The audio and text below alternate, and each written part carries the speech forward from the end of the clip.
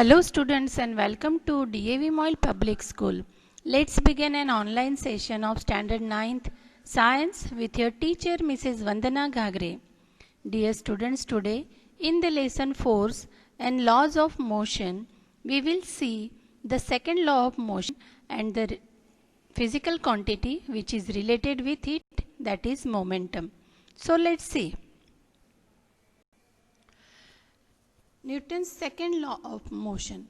Before understanding Newton's second law of motion, let's understand one important physical quantity, momentum. Suppose two vehicles, one light, that is take the bicycle, light bicycle, and one is heavy, that is truck, are moving with equal velocities, means their velocities are equal. Our experience says that we have to use less force to stop bicycle, whereas for the truck we need to apply more force to stop. Why this? Both are having the same velocity. Yes, because there is a difference between their mass. Truck is having the more mass as compared to the bicycle. Now you might have burst balloons using a gun in a fair. Yes, in a gun small green gram is used. Why did it burst with the gun only? Why not with the simple stone when we will throw to the balloon? Why? Because again there is a pressure on that green gram. Why did it happen? Because of the pressure. So due to the velocity and velocity of the things which is been fired from the gun, and therefore the physical quantity relating to mass of the body and its velocity is momentum. Now think about it. Let's see the problems, examples in the real life situations which we are dealing with the regular dealing with these examples. Think about it. What happens if you are standing on a skateboard or a slippery floor and push against a wall? You slide in the opposite direction away from the wall because you pushed on the wall, but the wall pushed back on you with equal and opposite force. Why does it hurt so much when you stub your toes?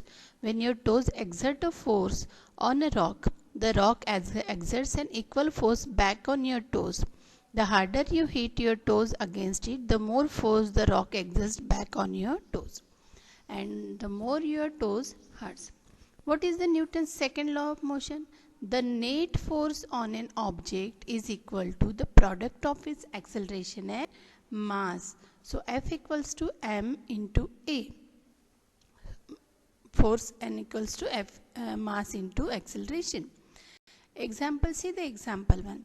You would be able to accelerate a wagon pulling a certain mass more than your baby brother sister because you could apply a greater force. Now in the second example, as the mass of what is in the wagon decreases, the same force will causes a greater acceleration, means even you can now run if the mass is less. See the Newton's second law of motion. When a force acts on an object, the motion experienced by the object is proportional to the size of the force and in the direction in which it is applied. Examples of second law of motion. The bigger the object, the more mass, the more force is needed to accelerate the object, as we have seen the motion of bicycle and truck. Back to the box, but let's add a car. See here, box and car. If you push the car and the eraser with the same force, the eraser accelerates much faster than the car. Why? Because there is a difference between their mass. Eraser have less mass and the car is more mass. Therefore, it affects their velocity, though the pressure force is same. So, sporting examples of Newton's second law of motions are: if you kick a football hard, it will go a long way. If you kick a football softly, it won't go very far. If you hit a hockey ball to the left, it will go to the left only, not to the right. And if you will hit a hockey ball to the right, it will go to the right. So in which directions? Also velocity depends upon the direction in which we are applying the force. The first law of motion indicates that when an unbalanced external force acts on an object, its velocity changes. That is, the object gets accelerated. We would now like to study how the acceleration of an object depends on the force applied to it and how we measure force. Let us recount some observations from our everyday life. During the game of the table tennis, if the ball hits a player, it doesn't hurt him. On the other hand, when a fast moving cricket ball hits a spectator, it may hurt him. Why? What is the difference between the tennis ball and cricket ball? Think about it. A truck at the rest does not require any attention when parked along a roadside, but a moving truck, even at a speed as low as 5 meters per second, may kill a person standing in its path. Why it happens? Think about it. So the Newton's second law shows force equals mass times acceleration. The rate of change of momentum is directly proportional to the force applied and takes place in the direction of the force. What is acceleration? Acceleration is nothing but a measurement of how quickly an object changes the speed. A small mass such as a bullet may kill a person when fired from a gun because of the velocity and the force. These observations suggest that the impact produced by the object depends on their mass and velocity. Similarly, if an object is to be accelerated, we know that a greater force is required to give a greater velocity. In other words, there appears to exist some quantity of importance that combines the object's mass and velocity, because these two things are correlate with each other. So one such property called momentum, so which relates this mass and velocity, that quantity, that property is known as the momentum, which was also introduced by the Newton. The momentum P, small p, of an object is defined as the product of its mass and velocity, and therefore momentum P equals to m into v, where v is the velocity and m is the mass. Momentum has both direction and magnitude. Its direction is same as the direction of the velocity. The SI unit of momentum is kilogram meter per second, that is kg meter per second. Since the application of an unbalanced force brings a change in the velocity of an object, it is therefore clear that a force produces a change of momentum. Now let's consider a situation in which a car with a dead battery is to be pushed along a straight road to give it a speed of 1 meter per second, which is sufficient to start its engine.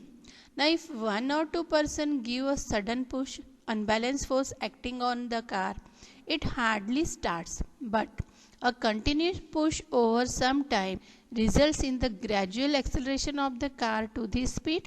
It means the change of momentum of the car is not only determined by the magnitude of the force, but also by the time during which the force is exerted. It may then be concluded that the force necessary to change the momentum of an object depends on the time rate at which momentum is changed. The second law of motion states that the rate of change of momentum of an object is proportional to the applied unbalanced force in the direction of force. Now see here, mathematical formulation of the second law of motion.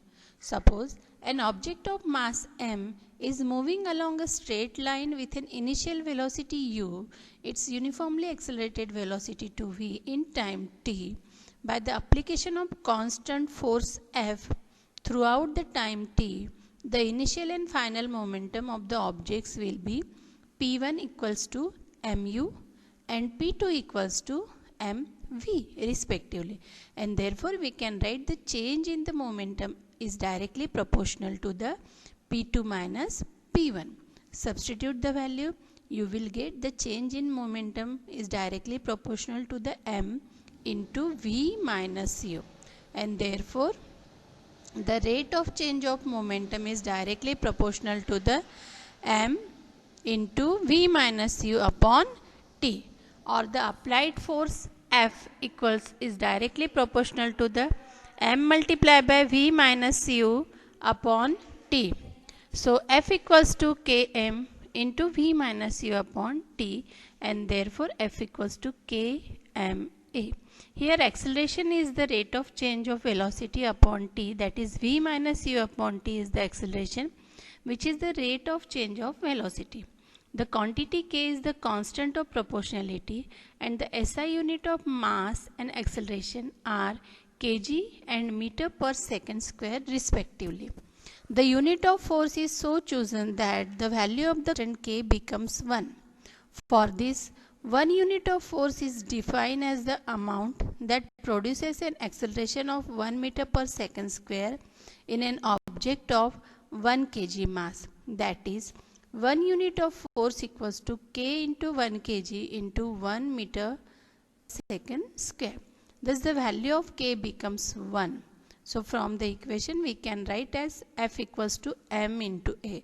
So this is the force equals to mass into acceleration. The unit of force is kg meter per second square or Newton, which has the symbol N.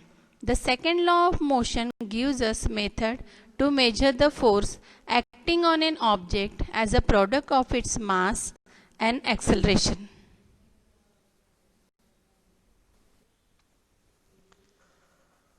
Motion gives us a method to measure the force acting on an object as a product of its mass and acceleration.